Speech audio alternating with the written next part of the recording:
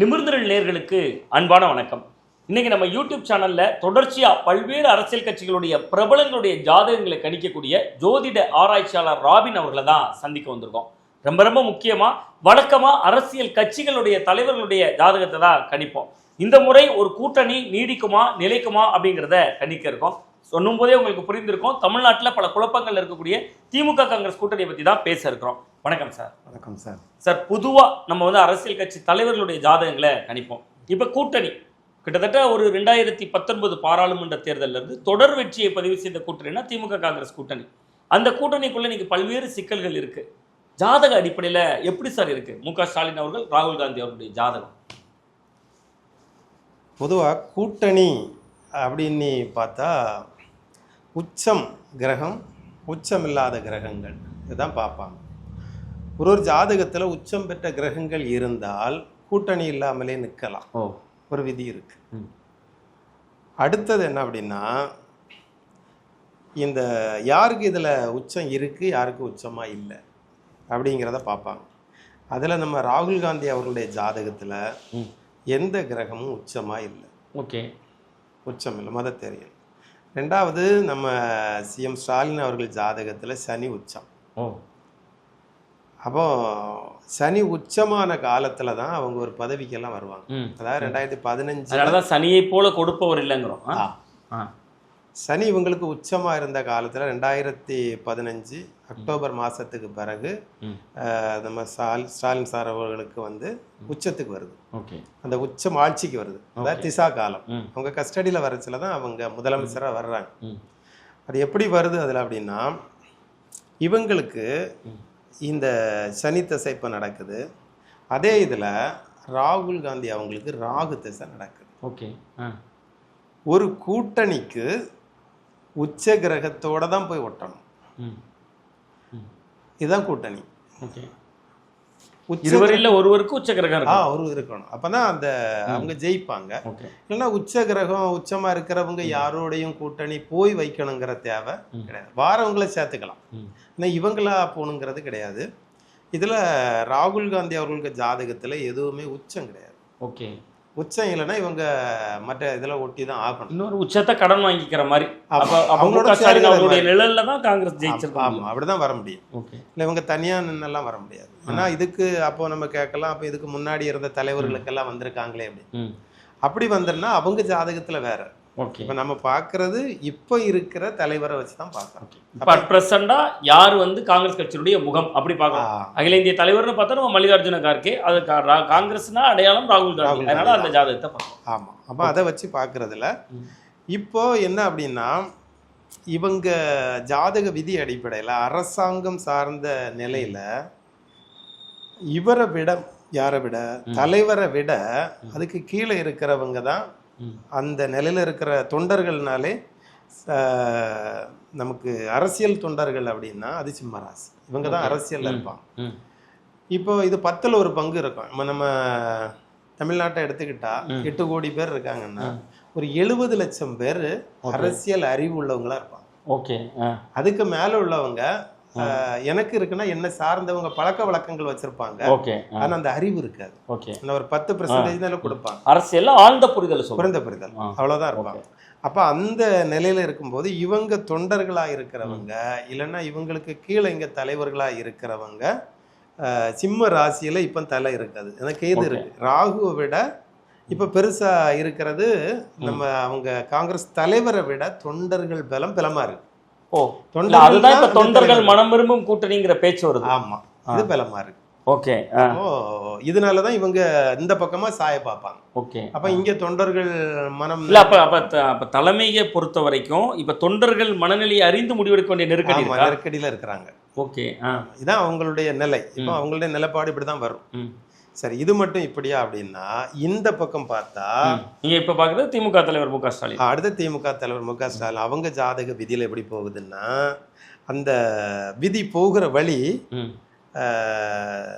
சனி விருச்சிக ராசியிலிருந்து தன்னுடைய திசையை ஆரம்பிக்குது. 4.25 வருஷம் விருச்சிக ராசி, அடுத்த 4.25 வருஷம் தனுசு ராசி. இந்த ரெண்டும் முடிஞ்சு போச்சு. இப்போ அடுத்தால வர்றது என்ன அப்படின்னா மகர ராசி.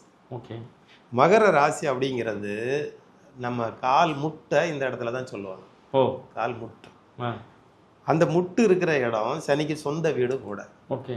அப்போ இவங்க யாருக்கிட்டையும் போய் பணிய மாட்டாங்க. இவங்க கிட்ட வந்து பணிக்கிறவங்களை மட்டும்தான் அவங்க ஏற்றுக்குவாங்க. ஓகே. அப்போ கூட்டணிக்காக வளைந்து நெளிந்து கொடுக்குற தன்மை இருக்காதுங்க. இருக்காது, சுத்தமா இருக்காது. அது என்ன கான்ஃபிடன்ட் அது? இது என்ன அப்படின்னா, இவங்க உச்சத்தோட இருக்கிறவங்க, ஓகே, உயரத்துல இருக்கிறவங்க நம்ம நிழல்ல வந்து இருக்கட்டுன்னு தான் இருப்பாங்களே தவிர வளைஞ்சு நெளிஞ்சு போனா. இப்போ நீங்கள் சொல்கிறது ஒரு மிக முக்கியமான இடம். ஜாதக அடிப்படையில் 2 முரண்கள் இருக்குது எனக்கு. ஒன்று, காங்கிரஸ் கட்சியை பொறுத்தவரை ராகுல் காந்தி அவருடைய ஜாதகத்தை பார்க்குறப்ப தொண்டர்கள் பக்கம் நிற்க வேண்டிய தேவை இருக்கு. இன்னொரு பக்கம் மு.க. ஸ்டாலின் அவர்களுடைய ஜாதகத்தை பார்த்து நீங்கள் சொல்கிறது வளைந்து நெளிந்து போக மாட்டாங்க. அப்போ இங்கே ஆட்சியில் பங்குதான், அதிகாரத்தில் பங்குதான், இதுதான் இங்கே தொண்டர்கள் விருப்பம், கூடுதல் சீட்டு தான் கேட்கறது காங்கிரஸோட நிலைப்பாடு. வளைஞ்சே கொடுக்க மாட்டாங்க திமுகவோட நிலைப்பாடு. இந்த 2 பேர் ஜாதகத்தை பார்க்குறப்ப இந்த கூட்டணி தொடர வாய்ப்பு இருக்கா? முரண்பாடுகள் தொடருமா? இந்த நிலையில பார்த்தா முரண்பாடுகள் தொடரும், ஆனா கூட்டணியும் தொடரும். ஓ. கூட்டணியும் கண்டினியூவா தான் போகும். முரண்பாடுகளுக்கும் பஞ்சம் இருக்காது. ஏன்னா 2 பேரும் 2 துருவத்தில் இருக்கிறாங்க. 2 தலைவர்களுக்கு இடையில முரண்பாடுகள் வந்தா தீந்துரும். ஓகே. இது அப்படி இல்லை. இங்க தொண்டர்களுக்கும் இன்னொரு தலைமைக்கும் இடையில தான் ப்ராப்ளம். தலைமை டு தலைமை நெருக்கமா இருக்கிற ஜாதகம் தான். தலைமை நெருக்கமா இருக்கும். ஏன்னா 2 பேருக்கு திசை போக்கும். எப்படின்னா, சனியினுடைய திசையில தனி வீட்டில இருந்து ஆரம்பம். அவங்களுக்கு எங்க இருந்து ஆரம்பம் அப்படின்னா, ராகுல் காந்தி அவங்களுக்கு மகர ராசில இருந்து ஆரம்பம். சரி, அப்படி ஆரம்பமாகுது. அப்போ சனியோட சனி சேரும்போது இவங்க ஐக்கியமா தான் இருப்பாங்க. தலைமைகளுக்கு எந்த பிரச்சனையும் இல்லை. ஆனா இங்க கீழே இருக்கிறதுல வந்து இந்த 2 பேர் ஜாதகத்தை வச்சு பாக்குறப்ப இது ரிசல்ட்ல எப்படி எதிரொலிக்கும்? ஒரு சண்டை, மோதல், தொண்டர்களுக்கும் தலைமைக்கும் மன வருத்தம், இந்த மாதிரியான ஒரு சூழல்ல இந்த நட்பு அப்படியே தொடரதான் வாய்ப்பு இருக்கா? 29 பார்லிமெண்ட் வரையும் கேட்கிறேன். நட்பு தொடரும். அதே இதுல இந்த குழப்பங்களும் தொடர்ச்சியாக தான், நேச சக்தியாகவும் தொடரும், கூட்டணியாகவும் தொடரும். இதுவும் போயிட்டு தான் இருக்கும். ஒரு பிரச்சனை வந்தா எல்லாம் ஒன்னாய்க்குவாங்க. ஒரு பிரச்சனை இல்லைன்னா தங்களுக்குள்ள வெளியிலிருந்து ஒரு பிரச்சனை வராத வரைக்கும் இவங்களுக்குள்ள பிரச்சனை செய்வாங்க. ஆமா. ஓகே. வெளியிலிருந்து ஒரு புதிய பிரச்சனை வரும்போது 2 பேரும் சேர்ந்து அந்த பிரச்சனைக்கு போவாங்க. ஆமா, அங்க போவாங்க. ஓகே. இது வந்து செட்டில் ஆகணும்னா இன்னும் எவ்வளவு காலம் எடுக்கும்னு பாக்குறீங்க?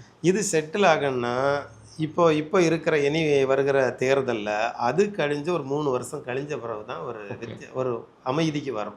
இப்போ நீங்கள் சொல்கிறது ஏறக்குறைய பாராளுமன்ற தேர்தல், காங்கிரஸுக்கு முக்கியமான தேர்தல் நேரத்தில் அமைதியாக இருப்பாங்க. அப்போ அமைதியாயிருவாங்க. Okay okay. அந்த நேரம் வரைக்கும் இப்படி தான் போகும். ரிசல்ட்டில் இது தாக்கத்தை ஏற்படுத்துமா?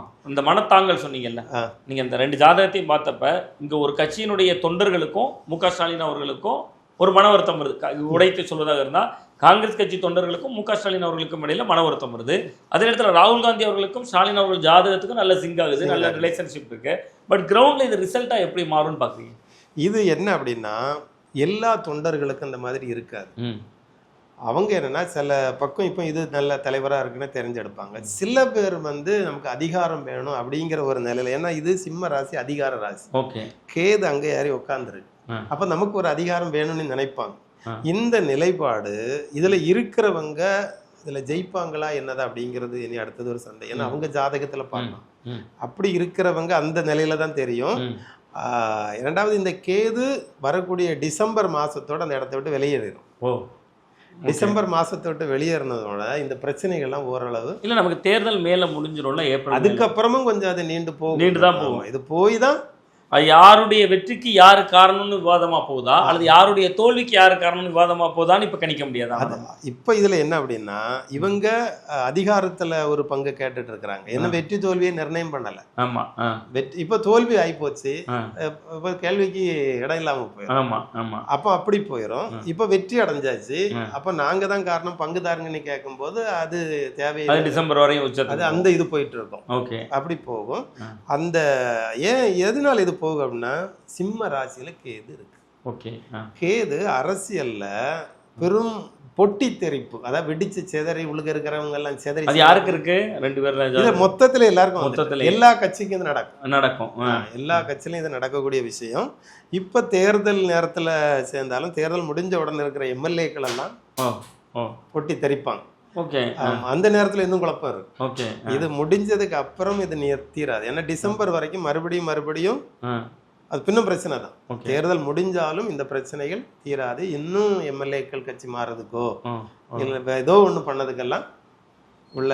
இப்ப ஜோதிடர் ராபின் அவர்களுடைய கணிப்பினுடைய அடிப்படையில திமுக காங்கிரஸ் கூட்டணி அந்த ரிலேஷன்ஷிப்ங்கிறது தொடருமா தொடராதா? சிம்பிளா சொல்வதாக இருந்தா ஜாதக அடிப்படையில் இந்த கூட்டணி தொடரும். Okay okay. காரணம் என்ன சொல்லிடுறேன், அதை பிடிச்சி வைக்கிற அம்சம்னு ஒன்று சொல்லுவீங்கல்ல ஜாதக அடிப்படையில், இதுதான் பிடிச்சி வைக்குதுன்னா அது எது பிடிச்சி வைக்குது? இது என்ன பிடிச்சி வைக்குதுன்னா சனி இவங்களுக்கு உச்சத்தில் இருக்குது. ஓகே. அப்போ இதுதான் ஆட்சியும் பண்ணுது.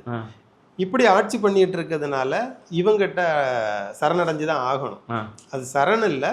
இப்போ இந்த நிலையை கொண்டு போகணும்னா அதுக்கு இவங்க தான் காரணம். ஓ புரியுது சார். அப்போ கிட்டத்தட்ட இந்த கூட்டணி தொடரும் அப்படிங்கிறதா தான் நம்ம இதில் புரிந்து கொள்ளலாம். கூட்டணி தொடரும், நம்ம தொடர்ந்து சலசலப்பும் தொடரும், சலசலப்போட கூடிய கூட்டணி தொடரும். ஆமாம். அது கிரவுண்ட்ல எந்த அளவுக்கு ரிசல்ட்டை பாதிக்குங்கிறது நீங்க சொன்ன மாதிரி வேட்பாளர்களோட ஜாதகத்தை பார்த்தா தான் நமக்கு முழுமையான.